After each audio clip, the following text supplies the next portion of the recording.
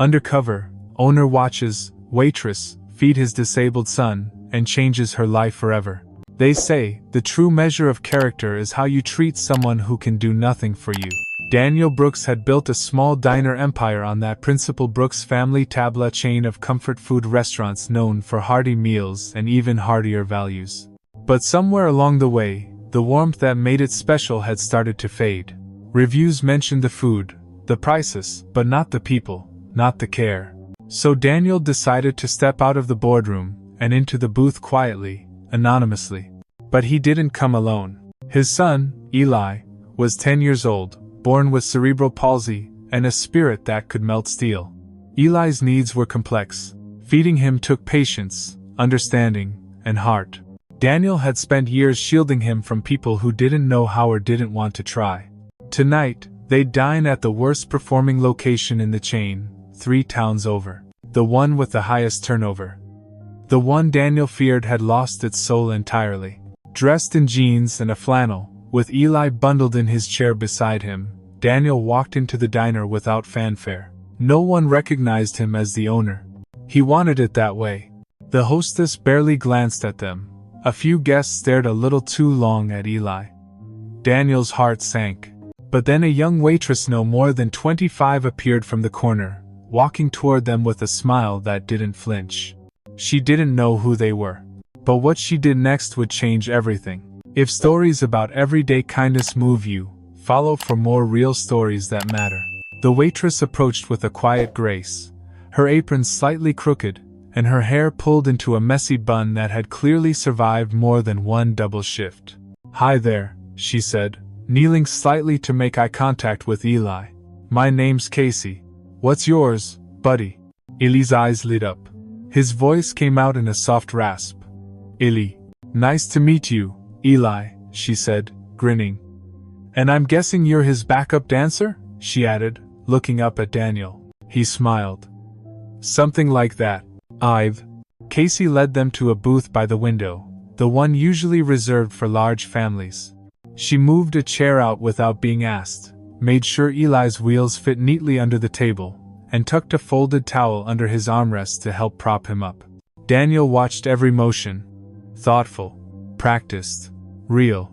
She handed them menus, crouched beside Eli, and began reading the kids' items aloud like she was telling a bedtime story.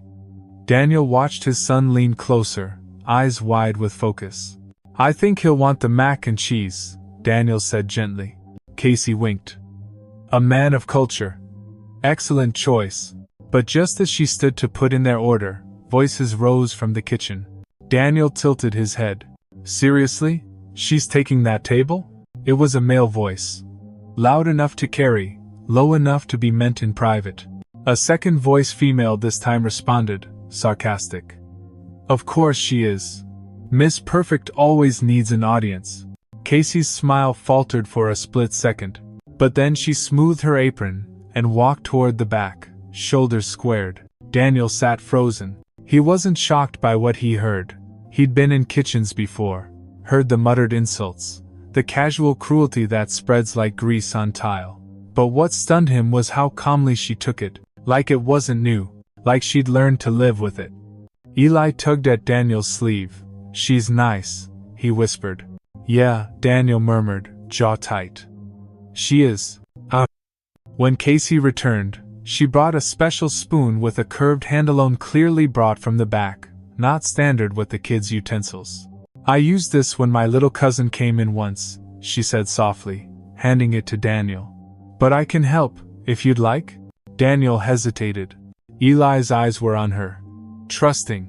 And for the first time in a long time, Daniel let go. He watched as Casey carefully scooped mac and cheese and gently guided the spoon to Eli's mouth, smiling like it was the most natural thing in the world.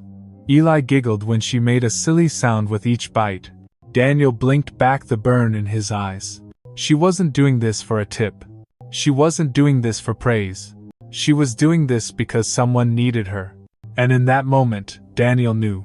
This wasn't just about Eli. It was about her. Follow for the next part of this incredible true story. Sometimes, the kindness you show in silence is what the world needs to hear loudest. After the meal, Daniel couldn't shake the feeling. Something about Casey lingered long after she'd cleared the plates, refilled Eli's lemonade, and made him giggle with a goofy napkin puppet. She had the kind of presence that couldn't be taught. It wasn't training, it wasn't policy. It was heart. But it was also clear, she was carrying something. Daniel noticed it in the way her smile dimmed when she turned away, in the way she winced when someone called her from the back with a sharp, dismissive tone. She wasn't just working through exhaustion, she was surviving something. After paying the check, Daniel told Eli they were going to take the scenic route back home. But really, he wanted to make a few calls. He sat in the parking lot and pulled out his phone. As the owner of Brooks' family table, he had access to every employee profile in the system. He typed in her name, Casey L. Morrison, waitress, hourly. 2 years at this location. He scrolled further. No complaints. In fact, 3 glowing mentions from guests, but nothing followed up by management. No promotions, no recognition. Nothing noted beyond, punctual, consistent, polite. That told him more than a dozen reports ever could. Then he noticed the hours. Casey had clocked in for 17 consecutive days, most of them double shifts. And still, she smiled through it all. Daniel tapped on her emergency contact info. One name, Sarah Morrison. Her younger sister. Same address. He kept digging. Medical notes flagged that Casey had opted out of the company's healthcare plan. When it was first offered, she'd written, "Need every penny for my sister's treatment. Will apply next year." Daniel stared at the screen. Now, he understood. Casey wasn't working just for herself. She was likely the only thing keeping her sister afloat. And she was doing it without complaint, recognition, or support while lifting up others, including a disabled boy she'd never met. He leaned back, heart heavy.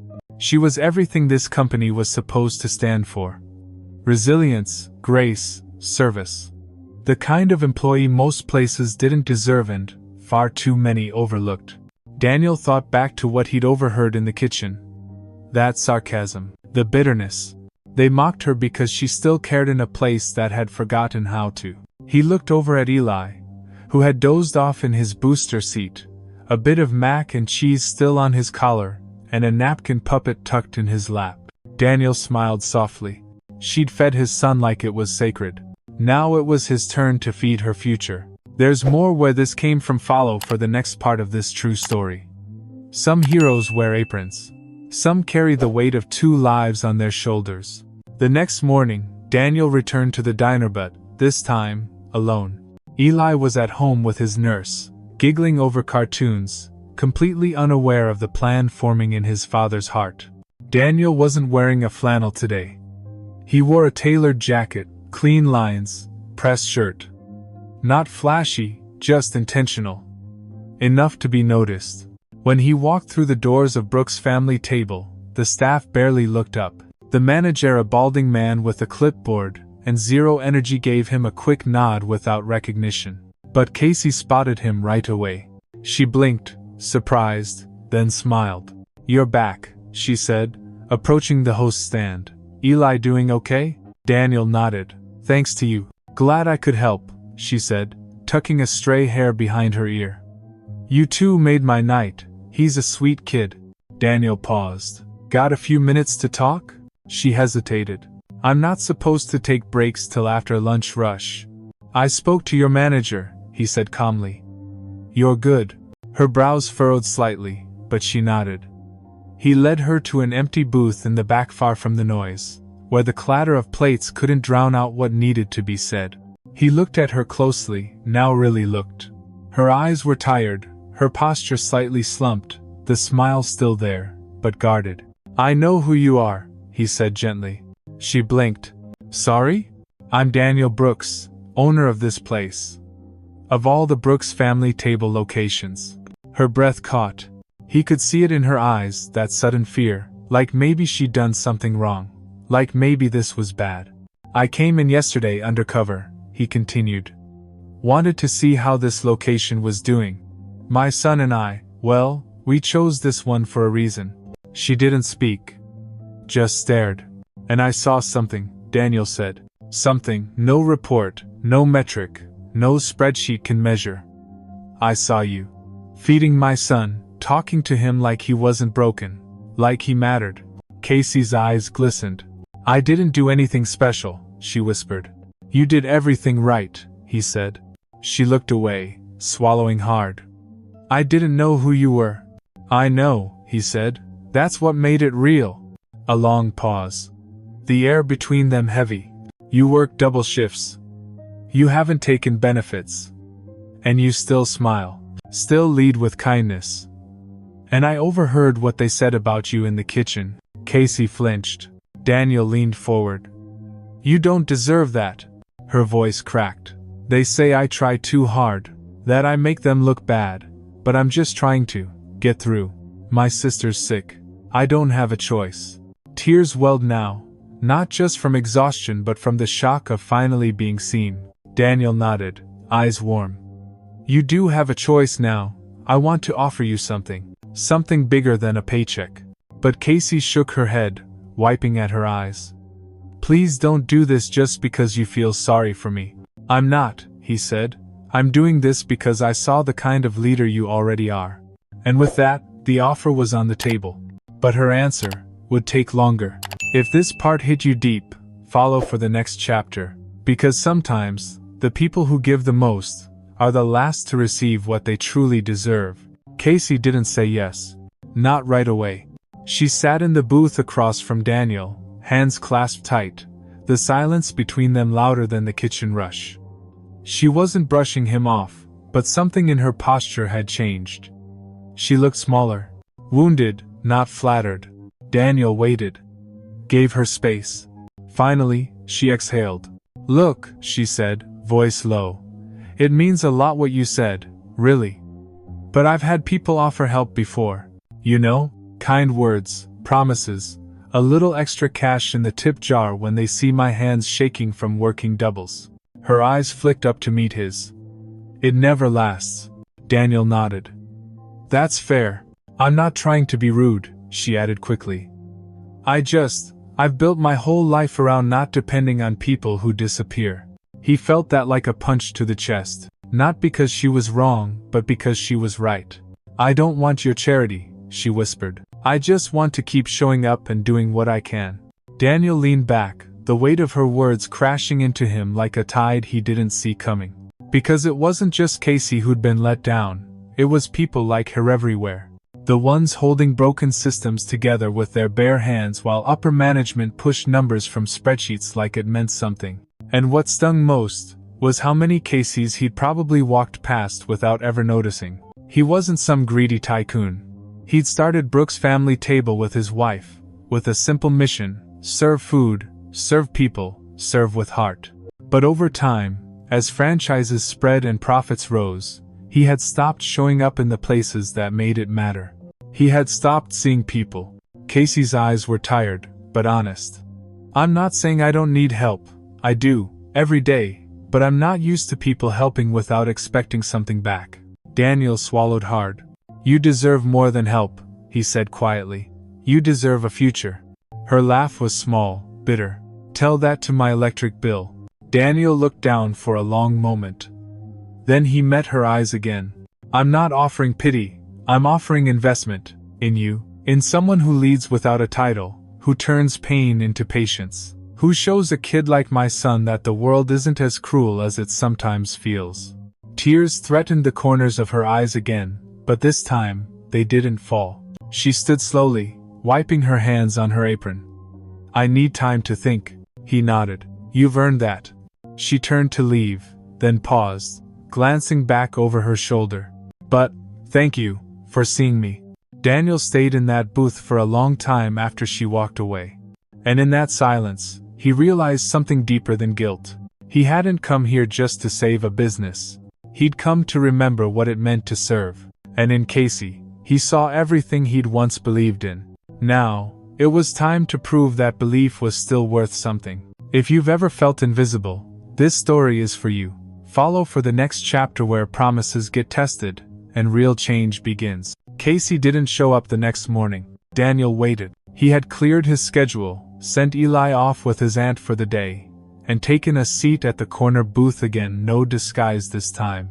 He wore his name with quiet authority, and for the first time, the staff seemed to realize who had been among them. Eyes followed him across the floor. Whispers trailed behind him, but the one person he wanted to see wasn't there. Finally, around noon, he stepped into the back office to speak with the manager, Mark, the clipboard guy from the day before. Casey called out, Mark said, eyes scanning a sheet of paper instead of Daniel's face.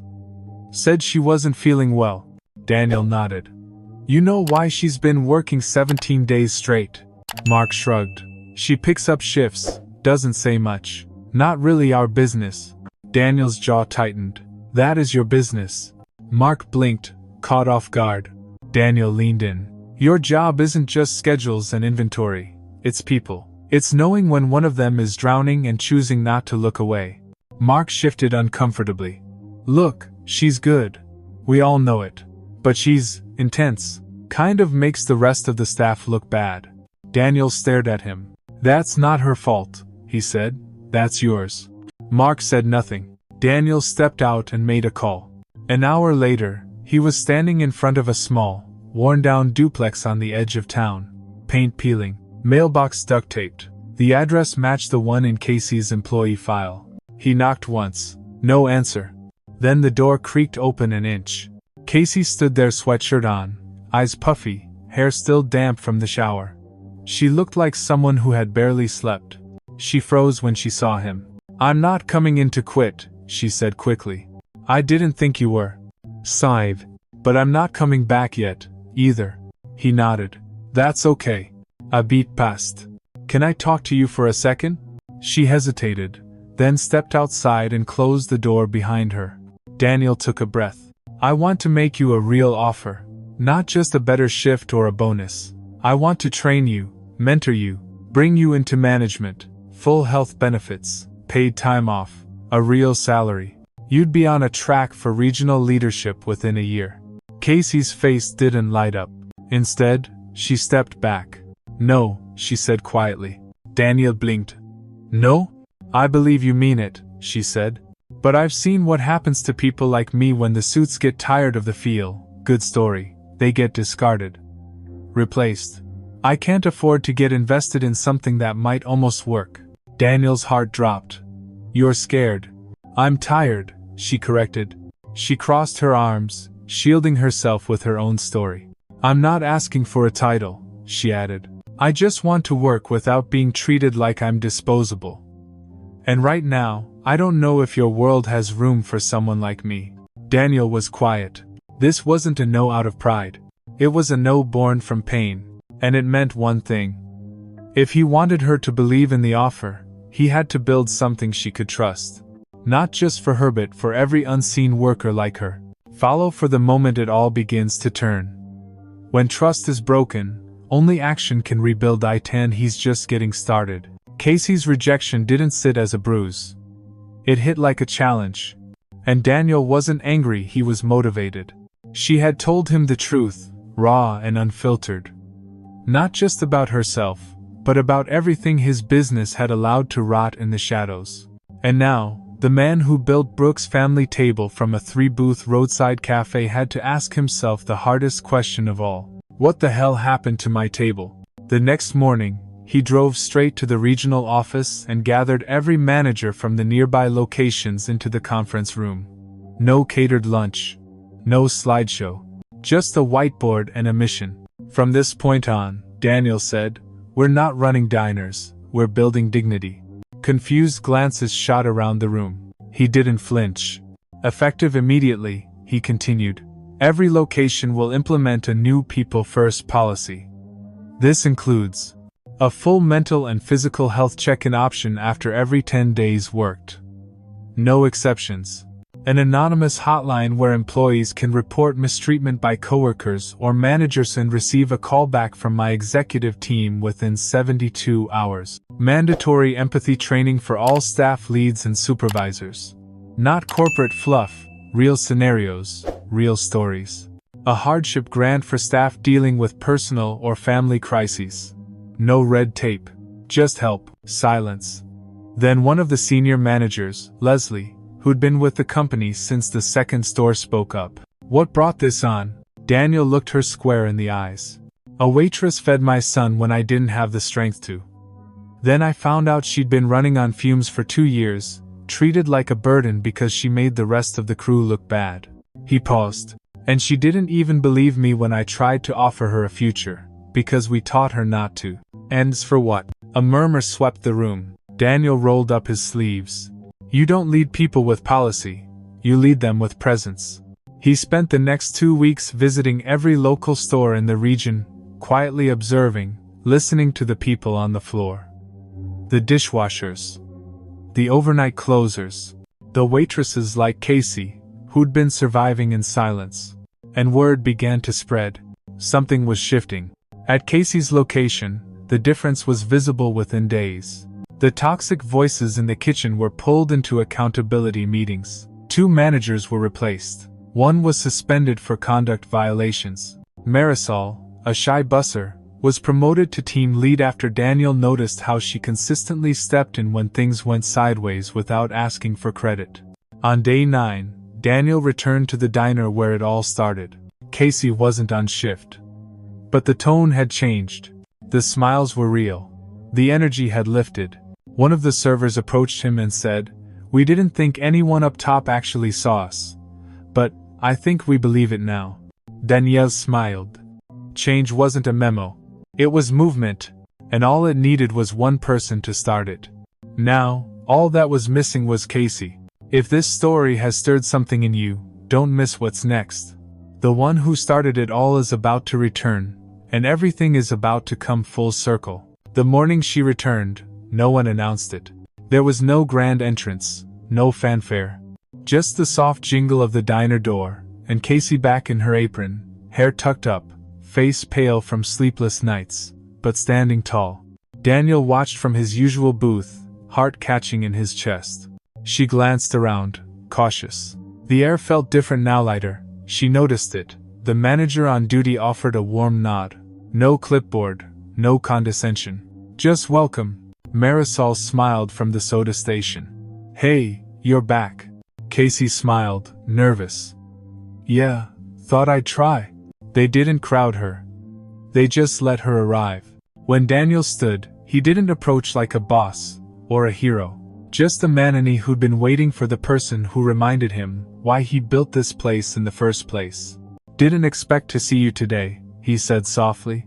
Casey glanced at the counter, at the floor she'd walked 1,000 miles on. Wasn't sure I was ready. Oh, are you? He asked. She looked him in the eye. But I'm tired of running from what I actually care about. Daniel nodded. Then you're more than ready. She shifted her weight. So what now? You still offering that shiny future? His answer was a gentle smile. Only if you're ready to take it. Casey bit her lip. What if I screw it up? Then we learn, Daniel said. Together. That afternoon, she shadowed Marisol, now officially promoted to floor lead. The roles weren't rigid. Casey wiped counters, helped guests, checked on the kitchen. But something was different. She wasn't just a waitress anymore. She was being watched, but not with suspicion, with respect. During break, Daniel joined her outside on the curb, where she sipped a lukewarm coffee in the breeze. I still don't know what to call this, she said. It doesn't feel like a promotion. It's not, he replied. It's a beginning. She nodded slowly, her shoulders finally easing. Feels weird to be trusted. Daniel chuckled. Weird's a good place to start. Inside, Eli was at a corner booth with his nurse, quietly enjoying pancakes. Casey hadn't noticed until now. She looked through the glass and smiled. You brought him back. He asked for the girl with the puppet, Daniel said. Casey laughed, her eyes warming. Well, she whispered. I better not let him down. That evening, the diner hummed like it hadn't in years. The regulars stayed longer. The new hires leaned in more. And in the middle of it all stood a young woman who once believed she had no future, now slowly stepping into one she could finally see. Not given, earned. And this time, she wouldn't have to carry it alone. If you believe in second chances for the people who never asked for praise but always showed up, follow for the final chapters. Because the comeback is never just for one person, it's for everyone who's been overlooked. The diner felt different now. Not because the walls were repainted, or the menu rewritten, those would come later. What changed first was the energy. That invisible current running between booths, across the counter, through the hands of every worker pouring coffee or bussing plates. And Casey was at the center of it. Not loud, not bossy, just steady, present. In the weeks that followed her return, she slipped into her new role with quiet authority. Daniel didn't give her a shiny title yet because he knew she didn't need one. She was leading already, from the floor up. One morning, a dishwasher didn't show. Casey tied on gloves without a word, and scrubbed every pan in the back herself. Another day, a teenage hostess froze when a guest with a stutter struggled to order. Casey gently stepped in, coached her, and never made the guest feel small. Marisol, now officially assistant manager, pulled Daniel aside one afternoon. "She's changing people," she whispered. "And not by telling them what to do, just by being who she is." Daniel nodded. He saw it too.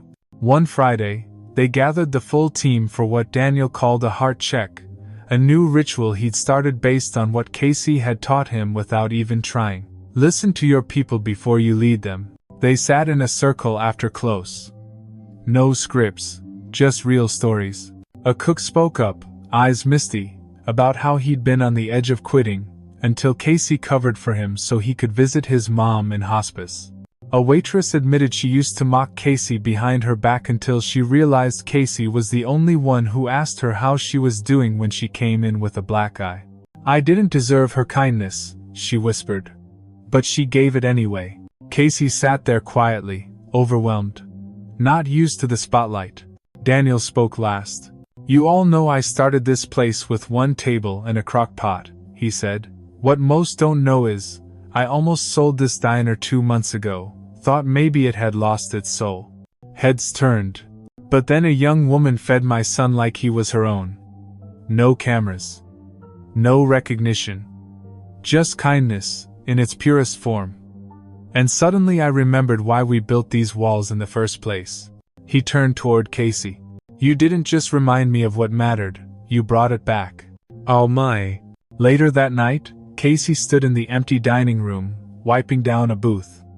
The same one she'd served Eli at, weeks earlier. Daniel approached and placed a sealed envelope on the table. "What's this?" she asked. "Your official promotion," he said with a soft smile. "You'll be the people and purpose lead across the region. I want you helping train every store in what you've already mastered, leading with heart." She blinked. "That's not even a real title." "It is now," he said, "because you made it matter." For the first time in a long time, she didn't feel like she was surviving. She felt like she was building something with people who had finally seen what she carried all along. Don't miss the emotional ending. If you followed this story, you know it's never just about the job, it's about being seen for who you truly are. The sun dipped low behind the diner's neon sign, casting a golden haze through the windows where families laughed over pancakes and couples sipped coffee in quiet comfort. Daniel stood near the door, watching it all unfold, not as a CEO or an owner, but as a father. As a man who had nearly lost sight of what made this place sacred. Behind the counter, Casey knelt beside Eli again, helping him balance a spoon full of whipped cream. He giggled, bright and unguarded, smearing a bit on her nose. She laughed, eyes crinkling, her spirit lighter than he'd ever seen. Daniel felt his chest tighten, not with sadness, but gratitude.